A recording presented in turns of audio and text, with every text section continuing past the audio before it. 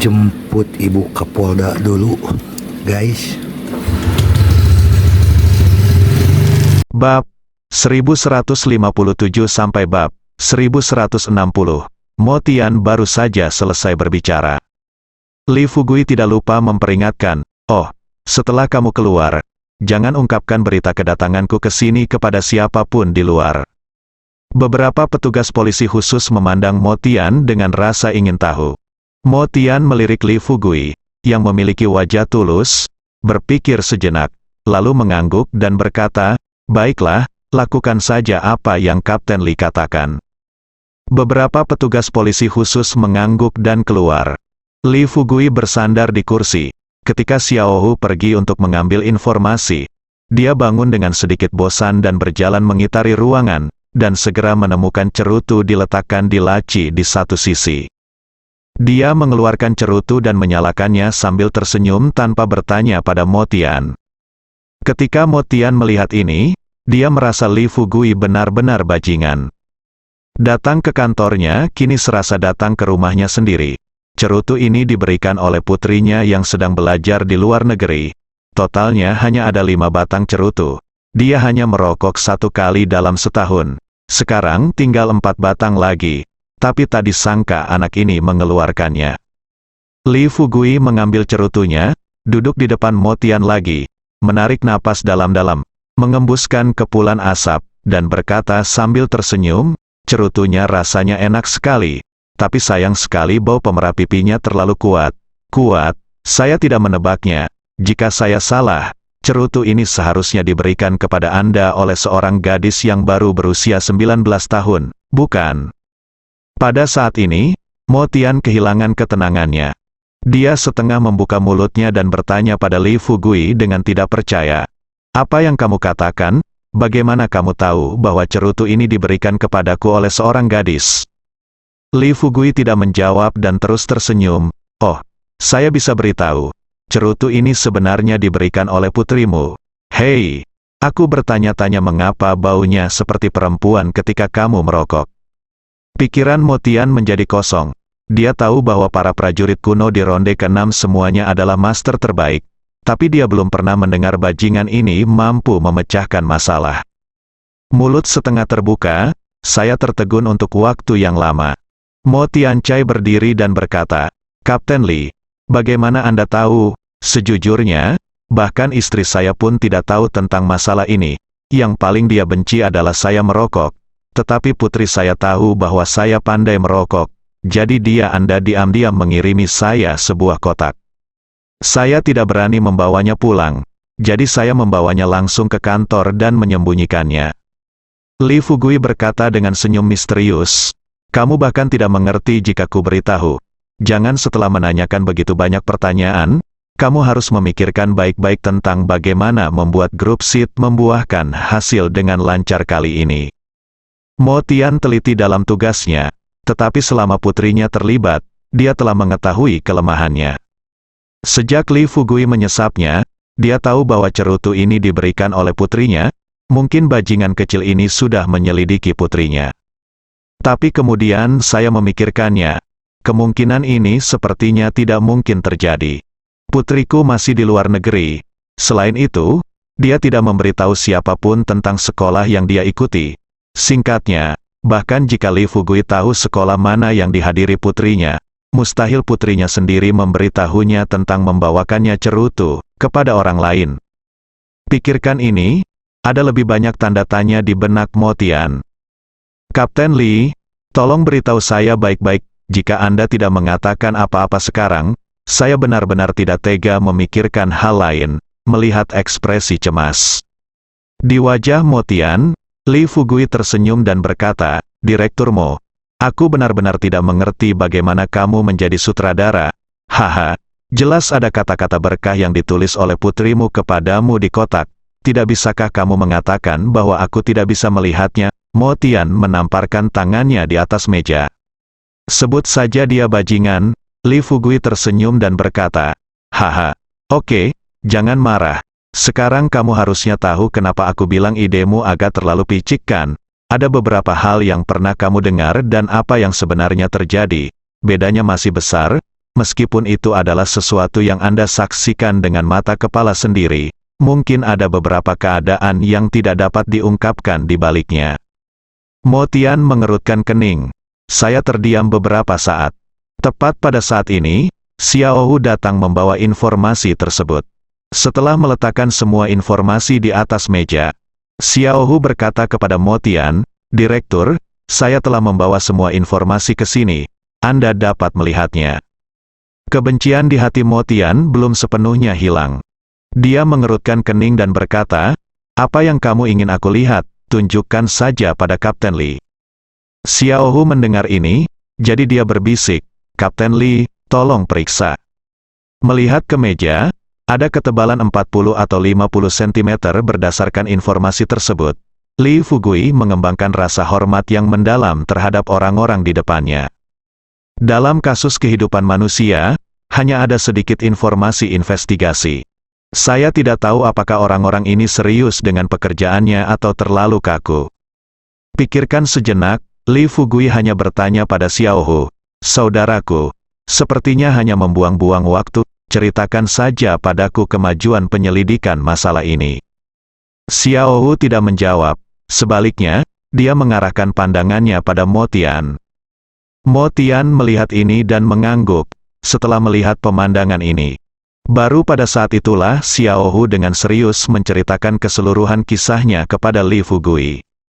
Tunggu sampai Xiao Hu selesai, Li Fugui bergumam dengan suara rendah, "Jadi, sayap ini masih hidup sekarang?" Xiao Hu mengangguk. Li Fugui tiba-tiba berdiri.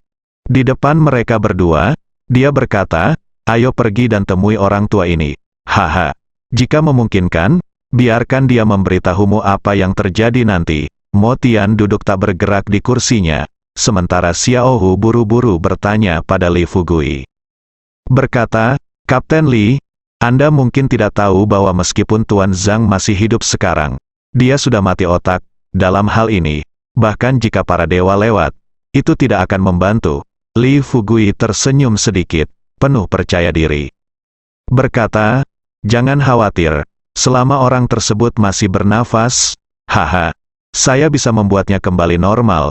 Jangan lupa, sebelum mengikuti game ke-6, saya adalah seorang dokter ajaib terkenal di kota Jiangnan, dan saya namanya sebagai dokter ajaib juga." Ketidaknyamanan itu didapat melalui penipuan. Li Fugui mengatakan ini, Mo Tian sedikit mengernyit, dan secercah harapan muncul di hatinya. Jika Zhang Yi bisa bangun, meskipun penyebab kematian Zhang De tidak dapat diselidiki dengan jelas, setidaknya masalah grup SID saat ini dapat diselesaikan. Bagaimanapun, grup SID menjadi berantakan akhir-akhir ini. Para direktur internal grup sedang berebut posisi ketua baru. Jika SID Group terkoyak karena kejadian ini, apalagi dia sebagai direkturnya, bahkan mungkin wali kota-kota Baihua pun tidak akan bisa lepas dari tanggung jawab terkait. "Kapten Li, bisakah kamu benar-benar menghidupkan kembali Zhang Yi?" Dia bertanya. Li Fugui sekali lagi tersenyum percaya diri dan berkata, "Lihat apa yang kamu katakan, bolehkah aku membual tentang hal semacam ini kepadamu? Jangan khawatir, ikuti aku. Setelah kamu sampai di sana, ketika kamu melihatnya, kamu akan tahu apakah aku bisa biarkan orang tua itu hidup kembali." Melihat ekspresi santai di wajah Li Fugui, Mo Tian menilai dari pengalamannya selama bertahun-tahun berinteraksi dengan orang-orang bahwa bocah ini tidak berbohong. Pikirkan ini, Mo Tian dengan cepat berkata kepada Xiao Hu, "Xiao Hu, tolong segera atur mobil khusus untuk mengirim saya dan Li Fugui ke sana." Xiao Hu buru-buru keluar. Li Fugui berkata kepada Mo Tian, "Ya, tidak nyaman bagiku untuk pergi keluar bersamamu. Aku akan pergi ke gerbang Villa Zhang De dulu. Setelah kamu mengemudi, kita bisa masuk bersama."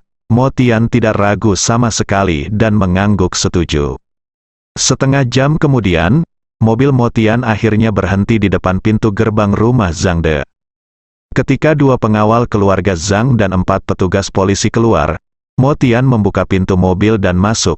Pada saat yang sama, dia bertanya kepada petugas polisi yang menjaga di sini, "Apakah ada sesuatu yang terjadi di sini di rumah?" Beberapa orang. Ini petugas polisi menggelengkan kepala. dan salah satu dari mereka melangkah maju dan menjawab dengan serius, "Direktur, sejak kami memasuki rumah Zhang, Murong Yue telah bekerja dan beristirahat di kamar tidurnya, dan tidak pernah meninggalkan pintu pengawal keluar masuk rumah." Rekam. Mendengar ini, Mo Tian mengangguk dan berkata, "Oke, mari kita urus semua orang untuk saat ini. Selain itu, bagaimana situasi Zhang Yi sekarang?" Petugas polisi yang berbicara terus menjawab, "Situasi orang tua itu tidak optimis. Beberapa profesor tidak membahasnya malam ini. Selain itu, saya mendengar salah satu profesor mengatakan bahwa tubuh lelaki tua itu sepertinya telah dimodifikasi." Mo Tian bertanya dengan rasa ingin tahu, "Berubah? Tolong beritahu saya baik-baik bagaimana caranya." Polisi itu tampak bingung dan gemetar kepalanya, berkata, "Lagi pula, saya tidak tahu, inilah yang dikatakan para profesor ini." Mo Tian memilih untuk tetap diam. Dia langsung menuju pintu masuk ke kamar villa, berhenti, dan melihat ke kiri dan ke kanan, tanpa diduga. Saat ini, Li Fugui itu benar-benar muncul di ruang tamu villa. Setelah melambaikan tangannya ke Mo Tian, Li Fugui berkata sambil tersenyum, "Direktur Mo, Anda terlalu lambat, cepatlah. Dia ada di ruang depan di lantai pertama, ayo pergi dan lihat dulu." Mo Tian tahu bahwa Li Fugui sangat kuat. Jadi, setelah melihat Li Fugui muncul di sini, dia tidak terkejut. Dia hanya mempercepat langkahnya dan sampai ke ruangan tempat Zhang Yi bersama Li Fugui. Saat ini ruangan sudah dipenuhi berbagai peralatan kesehatan. 7 atau 8 dokter berjas putih berdiri di samping Zhang Yi. Lihat Mo Tian memasuki pintu. Salah satu lelaki tua, yang berusia sekitar 60 tahun, melangkah maju dan berkata kepada Mo Tian, "Direktur Mo, Tuan Zhang mungkin merupakan keajaiban dalam sejarah pengobatan. Menurut akal sehat, dia seharusnya meninggal karena kelelahan dalam waktu yang lama lalu. Tapi kami tidak menyangka dia masih bernapas sekarang.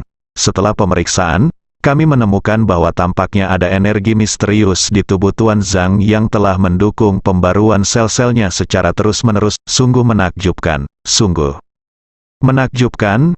Mo Tian mendengar ini dan dengan cepat bertanya, "Teman-teman, apakah itu berarti lelaki tua itu bisa hidup kembali?" Profesor tua yang berbicara saat ini menggelengkan kepalanya dan berkata, "Tidak ada kemungkinan hidup kembali, dia sekarang mati otak, dan otaknya diperkirakan mulai menyusut malam ini, dan kita telah menggunakan obat-obatan paling canggih di dunia. Satu suntikan obat ini berharga 30 juta yuan penuh, tapi setelahnya suntikannya masih gagal memperlambat perkembangan penyakit otaknya." Setelah mendengar ini, Mo Tian langsung menunjukkan ekspresi kecewa di wajahnya. Saat ini, Li Fugui melangkah maju dan berkata, "Semuanya, tolong beri jalan dulu dan biarkan saya melihatnya." Beberapa profesor memandang Li Fugui dengan rasa ingin tahu. Profesor tua yang baru saja berbicara dengan Mo Tian bertanya dengan ekspresi bingung di wajahnya, "Direktur Mo, siapa pemuda ini?" Senyuman pahit muncul di sudut mulut Mo Tian. Meskipun dia tidak lagi memiliki harapan pada Li Fugui, saat ini, dia hanya bisa memecahkan toples dan membiarkan Li Fugui mencobanya. Jika keajaiban terjadi, pada saat itu, bencana yang tidak perlu dapat dihindari di kota Baihua. "Saya menyewa dokter dari luar kota. Biarkan dia mencobanya," kata Mo Tian ringan. Profesor-profesor tua ini saling memandang. Profesor tua yang berbicara tidak dapat menahan diri untuk tidak mengeluh. "Direktur Mo, Anda berusia 40-an atau 50-an. Apakah Anda terlalu banyak membaca serial TV atau novel? Apakah orang ini terlihat seperti berusia 20 tahun? Saya kira dia tidak melakukannya bahkan punya rambut cangkuan. Jika Anda memintanya merawat pasien mati otak, bukankah ini lelucon internasional?" Li Fugui sudah memeriksa denyut nadinya. Mendengar apa yang dikatakan profesor tua itu, dia tersenyum dan berkata, "Paman, ayo kita bertaruh. Jika saya meminta Tuan Zhang untuk berdiri dan berbicara hari ini, Anda akan menjadi murid saya." Profesor tua itu segera merasakan kebencian di matanya. "Datang." Dia menatap Li Fugui dan mengutuk, "Kamu bajingan kecil yang tidak tahu malu. Kamu bahkan tidak melihat dirimu sendiri. Apakah ini?" gerbang hantu yang legendaris, 13 jarum dari gerbang hantu. Saya, Tuan, tolong pelan-pelan, Anda terlalu cepat, saya tidak bisa melihat dengan jelas. Li Fugui terkekeh dan sedikit melambat. Ketika dia mendengar kata guru, dia berbalik dan menatap profesor tua itu dengan tatapan penuh kasih sayang, dan berkata dengan serius, "Siapapun yang memanggil saya guru paling keras hari ini, saya akan mengajarkan 13 jarum gerbang hantu kepada siapapun yang hadir." Mereka yang dapat merawat Zhang semuanya adalah ahli medis di kota Baihua. Dan di antara orang-orang tua yang telah mempelajari kedokteran sepanjang hidupnya, siapa yang tidak ingin membuat terobosan di industrinya sendiri? Beberapa waktu yang lalu, mereka mendengar bahwa 13 jarum gerbang hantu tiba-tiba muncul di dunia. Awalnya mereka tidak mempercayainya, namun hari ini sepertinya mereka telah bertemu dengan Dewa yang Agung. Untuk mengandalkan keterampilan unik ini untuk mencapai puncak pengobatan, para profesor tua ini tidak lagi peduli apakah teriakan keras mereka akan menakuti Zhang di tempat tidur. Satu demi satu, seolah-olah mereka telah disuntik dengan darah ayam, mereka berteriak dengan keras, "Tuan," meskipun lelaki tua di tempat tidur itu tidak takut, tapi Mo Tian, yang berdiri di belakang, ketakutan. Butir-butir keringat muncul di punggungnya. Setelah menghirup udara dingin, Mo Tian buru-buru berkata, "Teman-teman, apa yang terjadi? Semuanya, jangan menakuti saya, kalian semua tenang, semua." Tidak peduli apa yang dikatakan Mo Tian saat ini, orang-orang tua ini orang-orang di depannya. Profesor menutup mata, mereka hanya menyaksikan Li Fugui menyuntikkan akupuntur ke lelaki tua di tempat tidur itu, sambil terus memanggil guru. Senyuman tipis muncul di sudut mulut Li Fugui, dengan ekspresi agak bersyukur di wajahnya. Dia tersenyum pada profesor tua di ruangan itu dan berkata, "Bagus sekali." Semua orang berteriak sangat keras. "Mulai hari ini, kalian semua adalah milikku murid. Oke, selanjutnya saya akan bercerita tentang titik akupuntur dan teknik akupuntur Guimen ke-13. Seberapa banyak yang dapat Anda ingat tergantung pada keberuntungan Anda." Oh, kalau ada yang merasa sudah terlalu tua dan tidak bisa mengingatnya, kamu bisa segera mengeluarkan ponselmu untuk merekamnya dan berlatih perlahan saat kamu kembali. Seperti kata pepatah, latihan membuat sempurna. Selama kamu bekerja lebih keras, kamu dapat mencapai levelku dalam hidupmu. Mendengar perkataan Li Fugui, semua profesor tua yang hadir ingin berlutut dan bersujud kepada Li Fugui. Li Fugui juga orang yang menepati janjinya. Setelah dia selesai berbicara, saat merawat lelaki tua itu, dia menceritakan rahasia 13 akupuntur gerbang hantu secara detail. Awalnya, mustahil bagi siapapun untuk mengajarkan keterampilan unik ini kepada orang luar. Tetapi Li Fugui juga tahu bahwa dia sendiri tidak dapat menemui semua pasien, dan jika lebih banyak orang dapat mempelajari 13 jarum gerbang hantu, itu akan sangat bermanfaat bagi banyak orang. Mungkin satu-satunya hal yang akan terpengaruh saat itu adalah rumah sakit. Tentu saja, ini bukanlah sesuatu yang harus dipertimbangkan oleh Li Fugui. Saat itulah profesor tua di ruangan itu memanggil guru Li Fugui. Di lantai 3 villa, Murong Yue, yang sedang duduk di kamarnya dan baru saja selesai memanggil 2 direktur grup, tentu saja mendengar gerakan di lantai bawah. Dia merasa cemas dalam 2 hari terakhir, selalu merasa bahwa sesuatu akan terjadi. Menurut rencana sebelumnya, Zhang De dan Zhang Yi pasti akan dibunuh bersama-sama. Namun siapa sangka setelah kejadian tersebut, meski Zhang De meninggal, Zhang Yi yang sudah tua, ternyata ada mayat yang terpasang di dalam tubuhnya. Meskipun dia terluka parah, nafasnya masih tersisa. Karena urusan kelompok tersebut belum terselesaikan, dan kejadian ini telah membuat khawatir polisi kota Baihua. Untuk memastikan bahwa mereka berhasil menjatuhkan grup Sid, mereka akan membocorkan rahasia kelompok tersebut kepada para pendukung keluarga Murong. Saat ini, Murong Yue tidak ingin mengambil tindakan besar, dia hanya bisa menunggu Zhang Yi terbunuh sepenuhnya.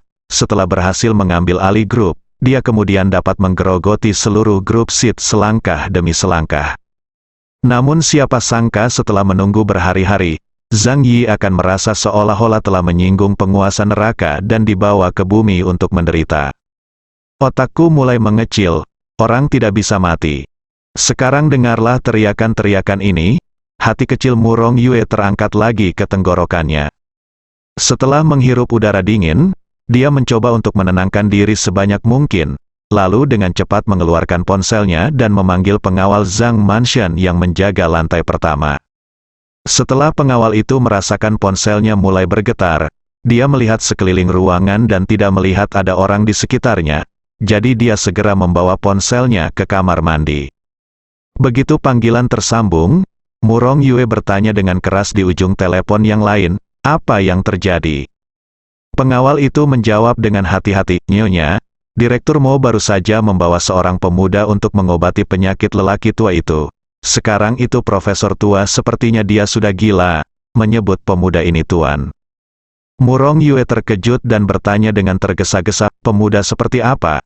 Pengawal itu merendahkan suaranya dan berkata, "Pemuda itulah yang menangkap bola meriam dengan miliknya tangan kosong malam itu." Murong Yue terkejut, benar-benar panik.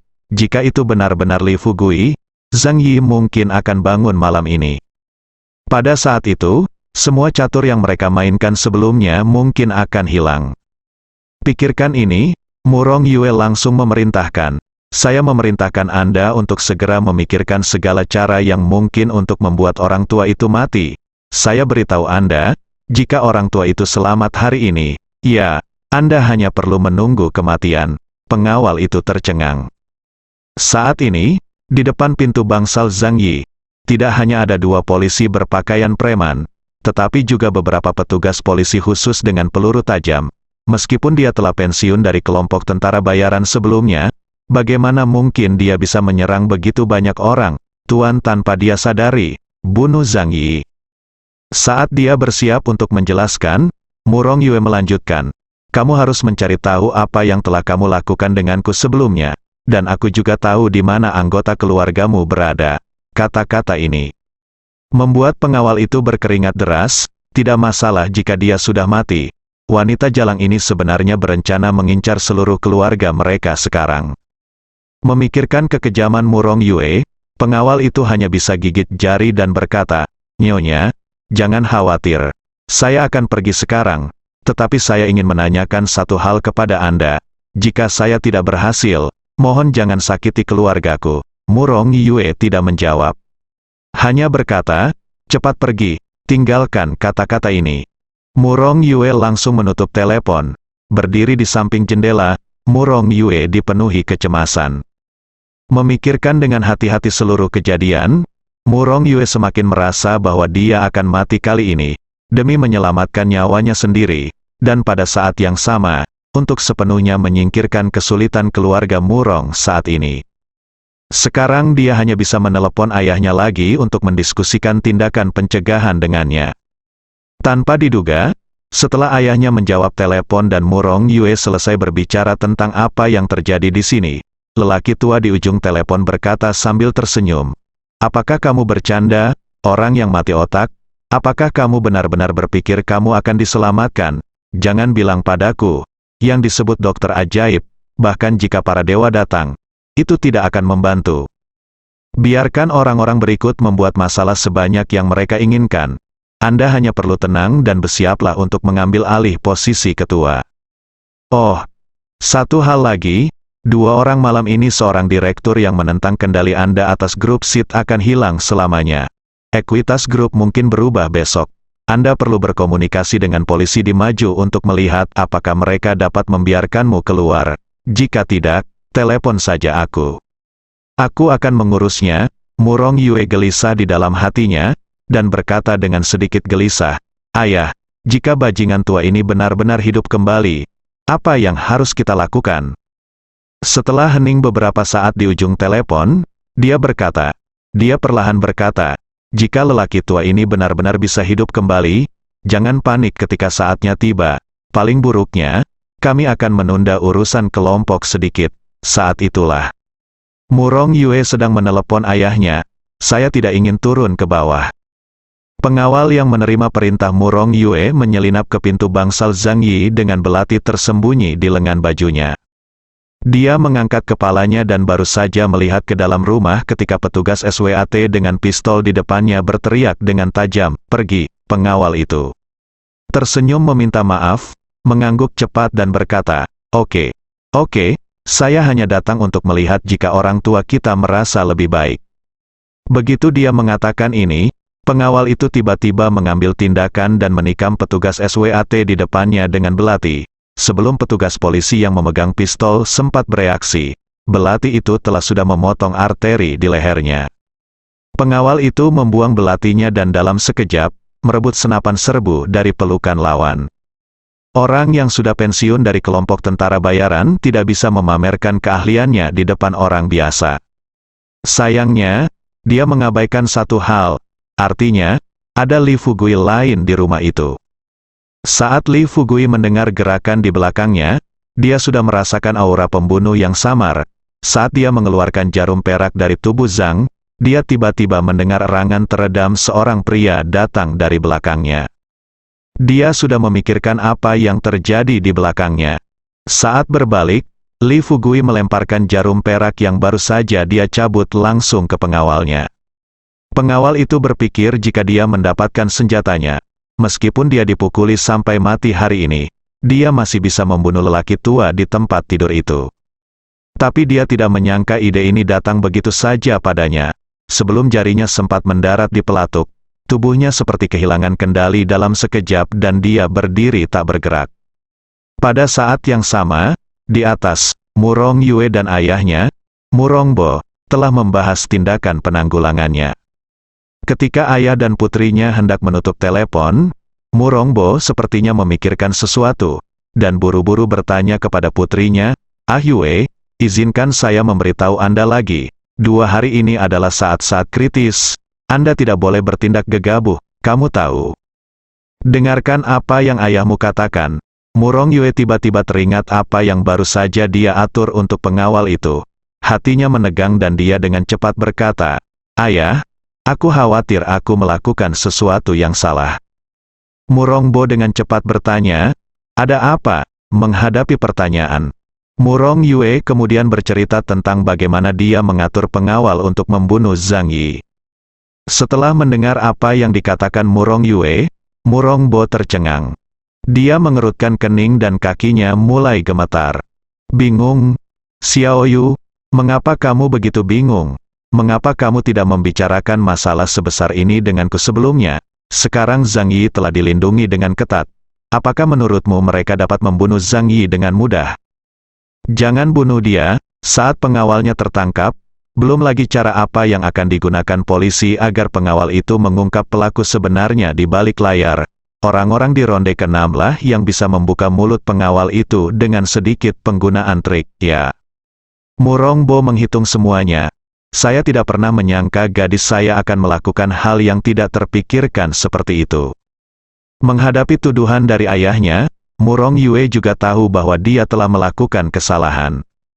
Dia berdiri dan berjalan ke pintu dengan cemas, dan pada saat yang sama, dia dengan cepat berkata kepada ayahnya, Ayah, aku akan turun dan melihat sekarang. Dia baru saja menyelesaikan kata-katanya. Murong Bo berkata dengan marah, apakah kamu masih bisa keluar sekarang? Lagi pula, sudah berapa lama kamu menyuruhku keluar? Mungkin pengawal ini sudah mengambil tindakan. Setelah mendengar apa yang dikatakan Murong Bo, Murong Yue tidak bisa menahan air mata jatuh dari matanya. Pikirannya berpacu. Setelah merenung sejenak, dia berkata terus terang kepada Murong Bo, Ayah, jangan khawatir, saya pasti tidak akan melibatkan Anda dalam masalah ini. Saya tahu apa yang harus dilakukan, jadi jangan khawatir. Dia berkata, Murong Yue langsung menutup telepon. Faktanya, Murong Yue juga tahu di dalam hatinya bahwa begitu pengawal itu ditangkap, jika pengawal itu bisa bunuh diri, dia mungkin bisa lolos dari bahaya untuk sementara. Tapi jika pengawalnya tidak mati, dia pasti akan mengaku. Pada saat itu, hidupnya akan berakhir. Meskipun dia tidak bisa menyaksikan grup Sid akhirnya jatuh ke tangan keluarga Murong, dia juga tidak bisa secara pribadi berterima kasih kepada para dermawan yang mendukung keluarga Murong mereka. Setidaknya, 20 tahunnya di keluarga Zhang tidak sia-sia. Setelah meletakkan teleponnya, Murong Yue mencoba yang terbaik untuk menenangkan diri. Sekarang masalahnya sudah selesai, dia hanya bisa menelepon kelompok tersebut untuk meminta kelompok tersebut mempercepat perubahan ekuitas dan bersiap untuk memilih kembali ketua. Di bawah, dalam teriakan beberapa profesor tua. Tanpa diduga, setelah Li Fugui berbalik, raungan beberapa petugas polisi khusus tiba-tiba terdengar dari luar pintu. Letakkan senjatamu, cepat, atau kami akan segera menembak. Apa yang terjadi terlalu mendadak. Petugas polisi khusus ini berada dalam keadaan sangat gugup setelah memasuki rumah Zhang atas inisiatif mereka sendiri. Setelah menunggu sekian lama, tidak terjadi kecelakaan. Kini sutradara membawa orang ke sini. Mereka baru saja meredakan kegugupannya, dan ini terjadi secara tidak terduga. Melihat rekan-rekannya tergeletak di tanah dalam genangan darah, dan pengawal berdiri di depan mereka dengan senapan mengarah ke kamar, beberapa petugas polisi khusus panik sejenak. Mereka menembak pria itu sampai mati karena mereka takut jika senjatanya meledak. Semua orang di rumah itu suatu hari nanti akan terbunuh. Tapi ketika mereka bergegas maju, mereka khawatir pihak lain adalah prajurit kuno. Jika kalah dan membuat marah pihak lain pasti akan menimbulkan bencana besar. Di dalam rumah, Li Fugui mendengar teriakan di luar pintu. Dia mengeluarkan jarum perak yang ditusukkan ke dahi Zhang Yi oleh rekannya, dan berkata kepada petugas polisi khusus di luar pintu, "Apa yang kamu teriakkan? Apakah kamu tidak melihat orang itu, sudah berdiri di sana tak bergerak? Hentikan, berisik." Katanya, Li Fugui memasang ekspresi jijik di wajahnya. Melihat Zhang Yi telah membuka matanya, dia merasa lega. Dia mengambil 2 jarum perak dan keluar. Dia melihat ke arah petugas polisi khusus yang terbaring di tanah dengan tubuh berkedut dan hanya setengah bernapas. Sambil berjongkok untuk membantunya hentikan pendarahannya, agak kecewa, dia berkata kepada Mo Tian, "Direktur Mo, orang-orang di bawah komando Anda ini tidak terlalu kuat. Lihat, di depan begitu banyak orang, senjatanya masih bisa diambil oleh lawan. Untungnya, saya bereaksi cepat. Jika tidak, menurut Anda berapa banyak orang di kamar kita yang dapat bertahan hari ini?" Mo Tian juga dikejutkan oleh pemandangan di depannya dan berkeringat dingin. Dia tersentak, dia dengan cepat melangkah maju dan menatap pria yang memegang senapan. Kemudian dia menjadi marah, menunjuk ke arah orang-orang di pintu dan mengutuk, "Apa yang kamu lakukan untuk makanan? Apa yang terjadi? Sialan, hari demi hari." Sebelum Mo Tian bisa menyelesaikannya, Li Fugui telah menghentikan pendarahan pria yang terluka itu, lalu mengeluarkan sebotol cairan spiritual dari tubuhnya. Setelah memberikannya kepada pria itu, dia tersenyum pada beberapa petugas polisi khusus yang hadir dan berkata, "Oke, jangan merasakan tekanan psikologis apapun, orang tidak akan mati. Kirim dia ke rumah sakit untuk perawatan sesegera mungkin." Qi Kuayu berkata, "Awalnya, saya bisa merawatnya, tetapi masih banyak hal yang harus saya tangani saat ini. Cedera bisa menyelamatkan nyawanya setelah dia sampai di rumah sakit," dia berkata. Li Fugui berdiri dan berkata kepada Mo Tian, "Direktur Mo, tolong berhenti memarahi dan memperkuat pelatihan di masa depan, juga, untuk masalah hari ini.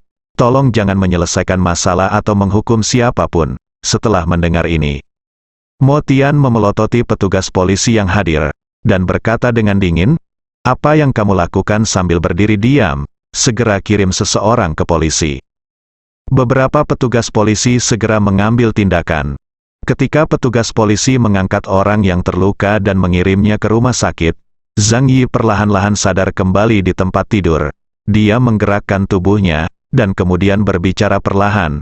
Nadanya dipenuhi dengan kebencian yang tak ada habisnya. "Ayo, teman-teman, ayo, orang-orang, potong-potong si jalang bau ini. Murong Yue, untukku." Beberapa profesor tua di ruangan itu menatap pemandangan di depan mereka dalam keheningan yang tertegun. Meskipun 13 jarum gerbang hantu sangat kuat, namun dalam persepsi mereka, selama Zhang Yi bisa membuka matanya hari ini, itu akan dianggap keajaiban. Tanpa diduga, setelah rangkaian akupuntur ini selesai, Zhang Yi yang mati otak tidak hanya membuka matanya, tetapi juga berbicara. Terkejut, salah satu profesor tua menangis kegirangan. Dia dengan cepat melangkah maju dan meraih tangan Li Fugui tanpa berpikir. Guru, bisakah Anda memberitahu kami apa yang terjadi? Ya Tuhan, ini luar biasa. Mengapa bisa mati otak pasien kembali normal begitu cepat? Bersambung.